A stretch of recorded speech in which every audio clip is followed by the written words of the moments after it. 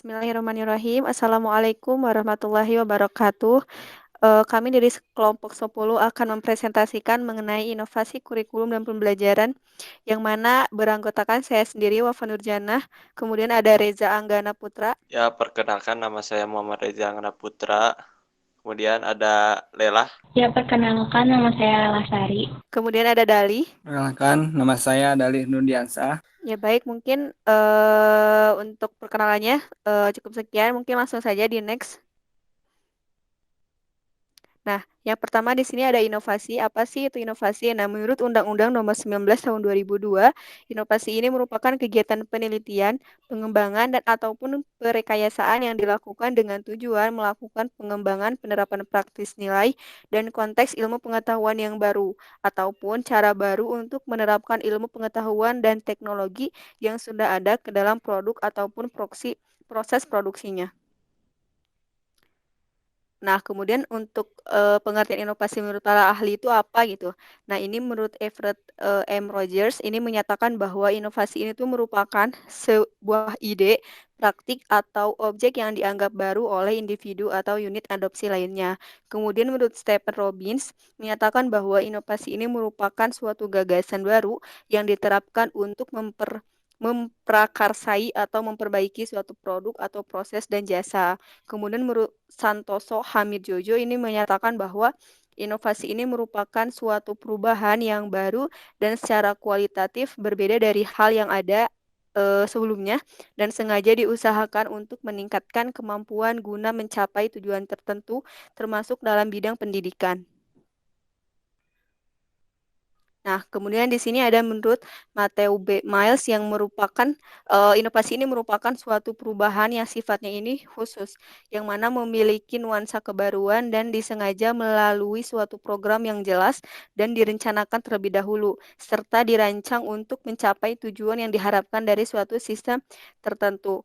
Sehingga secara umum inovasi ini tuh memiliki pengertian bahwa menciptakan sesuatu yang baru gitu ya, atau bisa pengetahuan suatu produk yang baru yang mana dalam perencanaannya ini tuh direncanakan secara jelas gitu terlebih dahulu sehingga untuk pencapaian tujuannya tuh sesuai dengan yang telah direncanakan sebelumnya gitu. Next. Nah, kemudian untuk esensi inovasi itu seperti apa? Nah, untuk esensi inovasi ini tuh sangat terkait erat dengan teknologi. Kenapa? Karena teknologi ini tuh dibutuhin untuk menjawab persoalan dalam hal mengurangi ketidakpastian masa depan. Contoh kasusnya saat ini gitu ya, pada COVID-19 ini tuh mengharuskan pelajar untuk berkegiatan di rumah. Nah, agar pembelajaran tetap berlangsung dibutuhkan inovasi dalam pelaksanaan KBM dengan memperhatikan protokol kesehatan. Nah, penggunaan teknologi virtual meet adalah salah satu inovasinya, sehingga esensi inovasi ini tuh sangat terkait erat dengan teknologi. Next. Nah, kemudian untuk syarat-syarat inovasi itu ada apa aja? Nah, yang pertama di sini ada tujuan yang jelas, yang mana untuk melakukan suatu inovasi itu perlu adanya tujuan yang jelas gitu. Kemudian yang kedua ada deskripsi tugas, ini juga harus ada deskripsinya gitu ya, setiap masing-masing tugasnya. Kemudian yang ketiga kejelasan kewenangan, kemudian memiliki pelaturan dasar atau umum, dan juga memiliki pola hubungan informasi teruji. Jadi ketika ingin membuat suatu inovasi ini tuh harus memiliki pola hubungan informasi yang teruji gitu. Untuk informasi sebelum-sebelumnya kayak gitu, yang mana informasi-informasi ini tuh teruji gitu. Jadi saling berhubungan gitu agar tidak adanya timpang tindih yang bisa dibilang kayak gitu. Jadi harus adanya keterhubungan dengan informasi yang teruji, entah itu dari informasi yang sebelumnya ataupun yang sudah ada gitu. Next. Nah, kemudian di sini ada sifat-sifat inovasi apa aja. Nah, yang pertama ada penggantian. Jadi yang namanya inovasi ini tuh bisa saja merupakan penggantian dari produk yang sudah ada sebelumnya. Kemudian perubahan, bisa aja inovasi ini tuh merupakan perubahan dari produk yang sebelumnya. Kemudian penambahan, bisa aja sudah ada awalnya produk dan ditambahkan dengan suatu inovasi yang baru. Kemudian penghapusan, jadi bisa aja misalkan udah ada produk satu yang mana dihapuskan dengan produk yang baru gitu, udah oleh inovasi yang baru. Kemudian penguatan, jadi bisa aja untuk produk ini tuh mengalami penguatan yang baru gitu, sehingga kita membuat inovasi sebagai penguatan dari produk yang sudah ada. kemudian ada penyusunan kembali. Jadi bisa aja untuk inovasi yang sudah ada itu disusun kembali gitu. Untuk selanjutnya, next.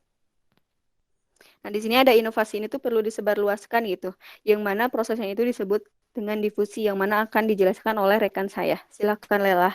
Oke, bisa next. Nah, di sini itu ada difusi ya, menurut Everett M. Rogers, yaitu penyebarluasan dari gagasan inovasi melalui suatu proses komunikasi yang dilakukan dengan menggunakan saluran tertentu dalam suatu rentang waktu tertentu di antara anggota sistem sosial dan masyarakat.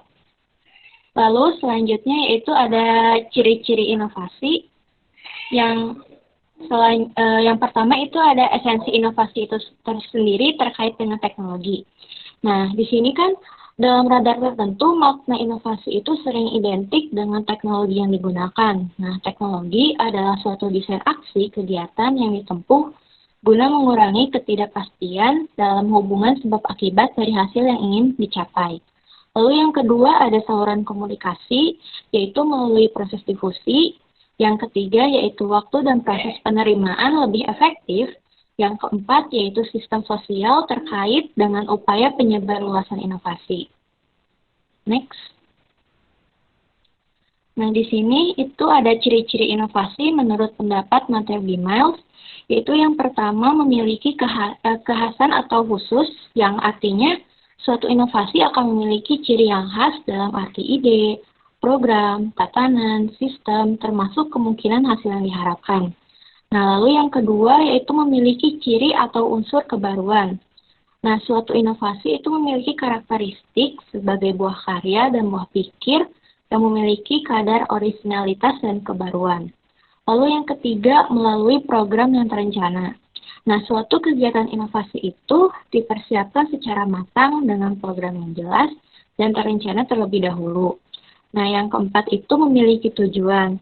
Nah, program inovasi yang dilakukan harus memiliki apa yang ingin dicapai, termasuk arah dan strategi yang bagaimana untuk mencapai tujuan tersebut. Next. Nah, lalu perlu ada pembinaan terhadap inovasi yang telah didifusikan. Nah, prosesnya itu disebut adopsi. Next. Nah, di sini ada tahap-tahap adopsi ya. Yang pertama itu desain, yaitu tahap perencanaan dan perancangan. Nah, yang kedua yaitu ada awareness interest, yaitu tahap komunikasi untuk penyadaran terhadap masyarakat yang diharapkan dapat mengadopsi inovasi yang ditawarkan.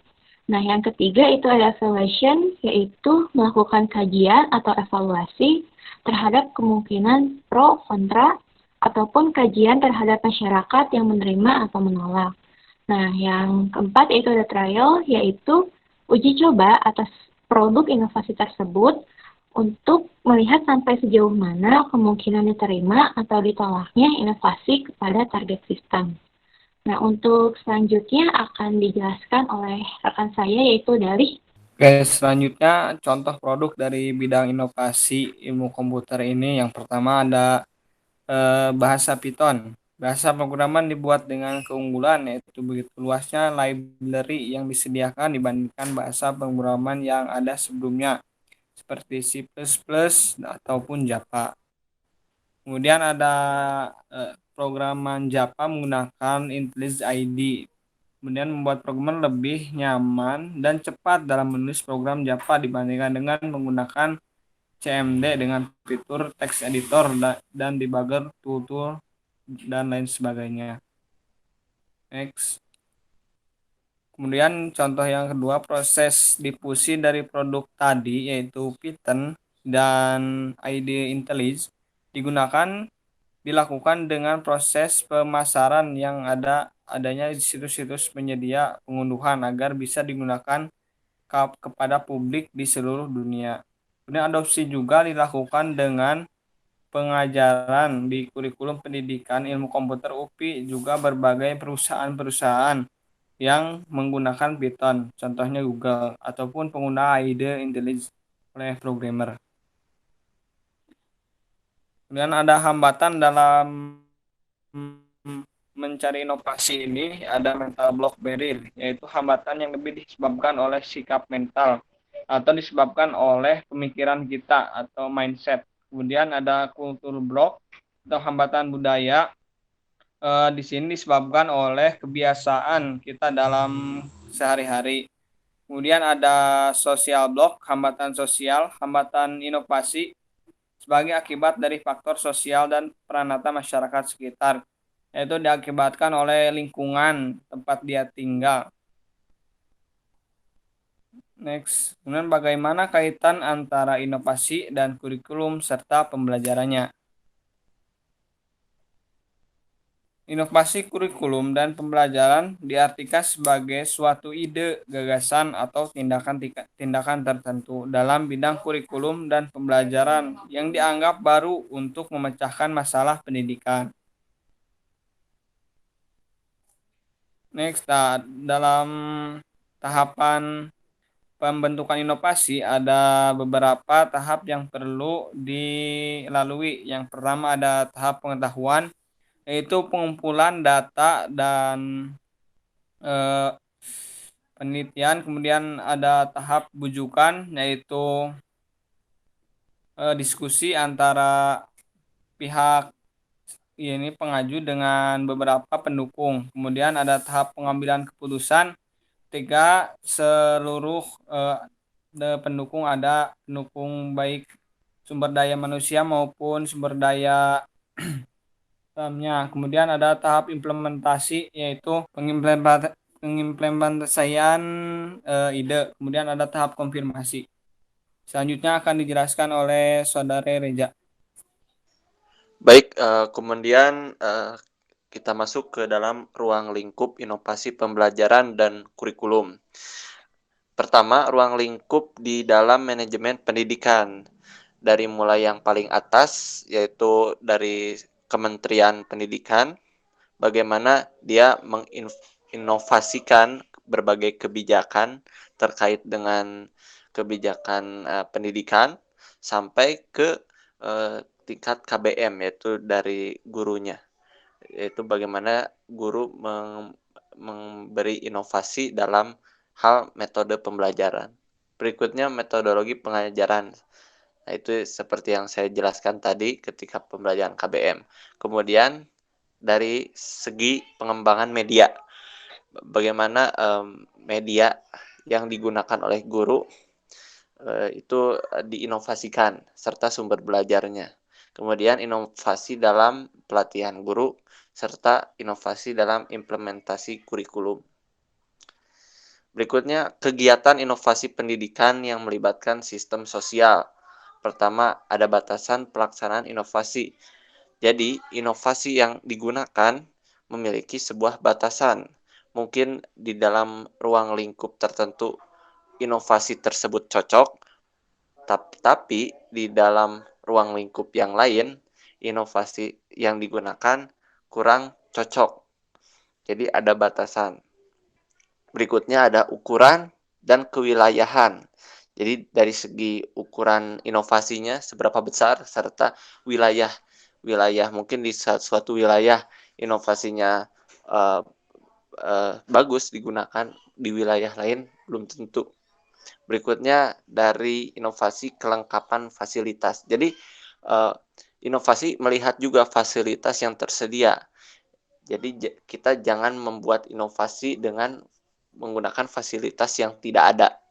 Berikutnya ada penggunaan durasi waktu, ya bagaimana durasi waktunya, terus tujuan yang ingin dicapainya apa, terus prosedur yang digunakannya bagaimana, prosedur inovasi tersebut tentunya. Lalu definisi peran, tentu definisi peran ini terkait erat dengan metodologi pembelajaran seperti teori belajar behaviorisme yang perannya stimulusnya itu ada guru dan reseptornya adalah siswa.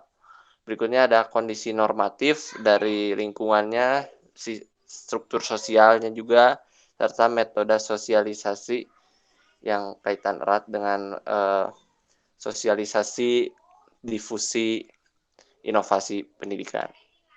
Nah, berikutnya seberapa penting sih inovasi pembelajaran dan kurikulum itu? Pertama, inovasi itu sebagai usaha dalam proses pemerataan pendidikan. Jadi eee, dari Sabang sampai Merauke, apa yang diterima oleh murid haruslah sama. Berikutnya meningkatkan mutu pembelajaran dan kurikulum. Jadi percuma ada inovasi kalau mutu pembelajaran kurikulumnya tidak meningkat. Berikutnya efisiensi dan efektivitas di dalam pendidikan. Tentu itu menjadi istilahnya tujuan dari inovasi itu efisiensi dan efektivitas gitu. Berikutnya relevansi pendidikan yang tentunya seperti yang kita tahu kurikulum itu selalu berubah dari mulai kurikulum 2003 KTSP langsung 2013. Nah, berikutnya difusi pendidikan, yaitu proses untuk komunikasi untuk menyebarluaskan gagasan, ide, karya sebagai suatu produk inovasi pendidikan. Maka aspek komunikasi menjadi sangat penting dalam penyebarluasan gagasan, ide, ataupun produk di bidang pendidikan tersebut. Jadi intinya penyebarluasan dari inovasi produknya atau ide, karya, dan lain. Lalu kontribusi dan misi difusi inovasi dalam bidang pendidikan, itu pertama difusi inovasi pendidikan cenderung mengembangkan dimensi demokratis. Artinya dari siswa oleh siswa untuk siswa gitu, kalau kurang lebih kalau demokratis. Berikutnya mengembangkan pola dan isi yang lebih komprehensif. Jadi polanya yang terstruktur, terus isinya yang padat, komprehensif. Berikutnya menggunakan pendekatan yang lebih kooperatif. Jadi mengedepankan diskusi, tidak individual. Nah, apa sih contoh inovasi pembelajaran dan kurikulum? Contohnya itu adalah program Merdeka Belajar yang dicanangkan oleh Menteri kita Pak Nadiem Makarim, yaitu menjadikan nuansa pembelajaran lebih nyaman, memperkuat diskusi dengan guru, dan tidak dibebani skor maupun ranking, sebab setiap anak memiliki bakat dan kecerdasannya masing-masing. Apa sih implementasinya dari program Merdeka Belajar? Seperti UN diganti dengan assessment test, ada USBN diserahkan sepenuhnya ke sekolah masing-masing, terus ada penyederhanaan dari RPP-nya dan juga perluasan PPDB sistem zonasi. Ya, mungkin sekian dari kelompok kami. Lebih dan kurangnya mohon dimaafkan. Billahi taufik wa hidayah. Wassalamualaikum warahmatullahi wabarakatuh.